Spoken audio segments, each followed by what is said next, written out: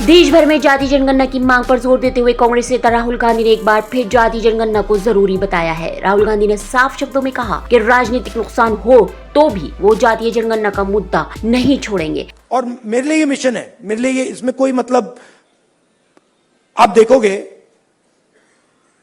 आने वाले समय में पॉलिटिकल नुकसान भी होगा तब भी करूंगा,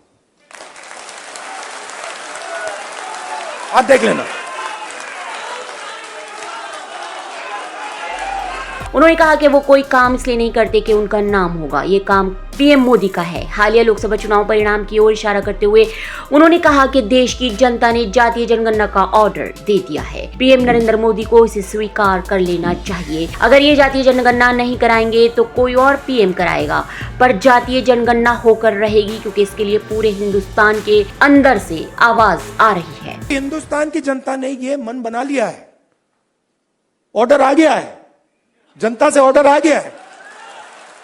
अब आपको प्रधानमंत्री जी को यह बात एक्सेप्ट कर देनी चाहिए और ऑर्डर लागू कर देना चाहिए, और अगर नहीं करेंगे तो फिर दूसरे प्रधानमंत्री करेंगे। राहुल गांधी ने कहा कि देश के 90% लोग सिस्टम से बाहर बैठे हैं और उनके लिए ये कदम जरूरी है। उनके पास कौशल है, ज्ञान है, लेकिन सिस्टम से कोई लेना देना नहीं है, इसलिए हमने जाति जनगणना की मांग उठाई है। राहुल ने कहा कि कांग्रेस के लिए जातिगत जनगणना नीति निर्माण की बुनियाद है। जाति जनगणना को रोका नहीं जा सकता। राहुल गांधी ने इस दौरान बीजेपी पर भी बड़ा हमला बोला। उन्होंने कहा कि बीजेपी जाति जनगणना रोकना चाहती है। आप लिख लो, अगर कोई सोचे कि जाति जनगणना को रोका जा सकता है या 50% बैरियर को रोका जा सकता है, मैं आपको बता रहा हूं वो सपने देख रहा है। ये होगा ही होगा, इसको रोका नहीं जा सकता है। ना जाति जनगणना रोकेगा, ना सोशो इकोनॉमिक सर्वे रोकेगा, ना इंस्टीट्यूशनल सर्वे रोकेगा, ना 50% का बैरियर रहेगा। ये तीन सारे के सारे उड़ेंगे। आपको बता दें कि शनिवार को प्रयागराज में आयोजित संविधान सम्मान सम्मेलन को संबोधित करते हुए राहुल गांधी ने कहा कि देश की आबादी के हिसाब से नीतियां बनाई जानी चाहिए, तभी सबको सरकार की योजनाओं का लाभ मिल सकेगा। हमारे लिए ये सिर्फ सेंसस नहीं है, हमारे लिए ये पॉलिसी मेकिंग का फाउंडेशन है, मतलब नींव है। और हम सिर्फ जाति जनगणना की बात नहीं कर रहे हैं, मैं यहां क्लियरली कहना चाहता हूं, जाति जनगणना से सिर्फ आबादी पता लगेगी, वो बहुत जरूरी कदम है, क्योंकि भागीदारी से पहले आबादी के बारे में पता होना पड़ेगा, क्योंकि भागीदारी तक हम बिना आबादी के तो पहुंच ही नहीं सकते। राहुल बोले कि देश की आधी आबादी ओबीसी, 15% दलित और 8% आदिवासी है। इन सबको जोड़ा जाए तो तकरीबन 73% होता है। अभी इसमें अल्पसंख्यकों को शामिल नहीं किया गया है। 50% आपने कहा कि आधी आबादी ओबीसी है, उसमें आप 15% दलित जोड़ दीजिए, 8% आदिवासी जोड़ दीजिए। माइनॉरिटीज की बात मैंने अभी की भी नहीं, 73 आता है। 73% दलित, आदिवासी, ओबीसी।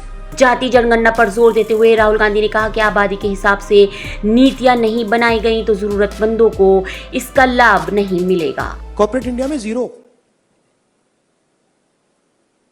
मीडिया में 0, आप हो ही नहीं। तो अब हम अगर पॉलिसी बनाएंगे और हिंदुस्तान की जो सच्चाई, जो रियलिटी है, उसकी बेसिस पे हम पॉलिसी नहीं बनाएंगे तो उसका क्या मतलब है? तो मैं आपसे यह कहना चाहता था कि जाति जनगणना हमारे लिए सिर्फ गिनती नहीं है, जाति जनगणना हमारे लिए पॉलिसी फ्रेमवर्क है। राहुल गांधी ने आगे कहा कि देश की 70% आबादी के हिसाब से नीतियां बन ही नहीं रही हैं। राहुल ने केंद्र सरकार पर निशाना साधते हुए कहा कि सरकार केवल चुनिंदा पूंजीपतियों और 30% लोगों के लिए ही नीतियां बना रही है। अधिकांश आबादी को केंद्र की योजनाओं का लाभ ही नहीं मिल पा रहा। उन्होंने कहा कि पीएम मोदी देश को राजा महाराजा की तरह चलाना चाहते हैं, लेकिन लोकसभा चुनाव के बाद उन्हें संविधान के आगे सिर झुकाकर इसे माथे से लगाने के लिए मजबूर होना पड़ा। कहा कि ये काम भारत की जनता ने किया है। वो मोदी जी मॉडल चलाने की कोशिश कर रहे हैं, महाराजा वाला, वो शहंशाह वाला मॉडल। हमने मोदी जी को ये करवा दिया।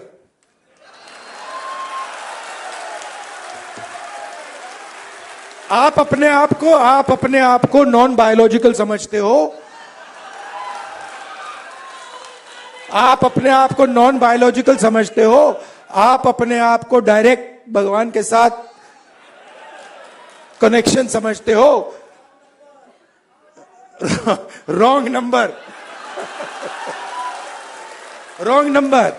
चुनाव के एकदम बाद ये मैंने कहा, देखो हिंदुस्तान के किसानों ने, मजदूरों ने सिर झुकवा के कॉन्स्टिट्यूशन से मत्था लगवा दिया। राहुल के संबोधन से पूर्व संविधान से जुड़े अलग अलग मुद्दों पर विशेषज्ञों ने अपनी राय रखी। राहुल गांधी ने इस मौके पर कहा कि उन्होंने मिस इंडिया की सूची मंगाकर देखी है। इस सूची में एक भी दलित, ओबीसी और आदिवासी महिला नहीं है। हिंदुस्तान के 500 बड़े उद्योगपतियों की सूची में एक भी दलित, आदिवासी या पिछड़े वर्ग का आदमी नहीं मिलेगा।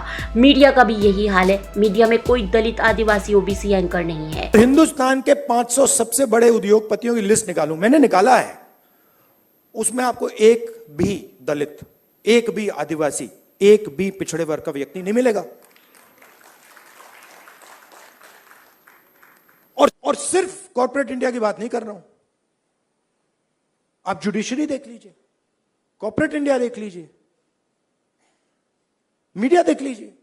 आप मुझे बता दो, नेशनल मीडिया में दलित एंकर का नाम बता दो मुझे, आदिवासी एंकर का नाम बता दो, ओबीसी एंकर का नाम बता दो, कौन है बता दो।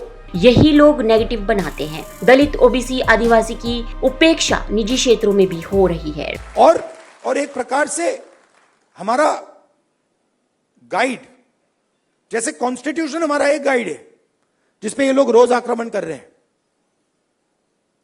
जाति जनगणना, सोशो इकोनॉमिक सर्वे, इंस्टीट्यूशनल सर्वे, ये हमारा दूसरा गाइड होगा। और हमारा लक्ष्य है कि जो मैंने आपसे कहा कि 10 सिलेंडर की गाड़ी है, 9 सिलेंडर बंद पड़े हुए हैं, तो हमारा लक्ष्य है कि 10 के 10 सिलेंडर काम करें। राहुल गांधी से पहले दिल्ली यूनिवर्सिटी के प्रोफेसर सुधांशु कुमार ने कहा कि व्यापार और उद्योग में भी दलितों की उपेक्षा होती रही है। एमएसएमई में प्रावधान किया गया है, उसे वर्षों तक लागू नहीं किया गया है। Bureau report, ST news.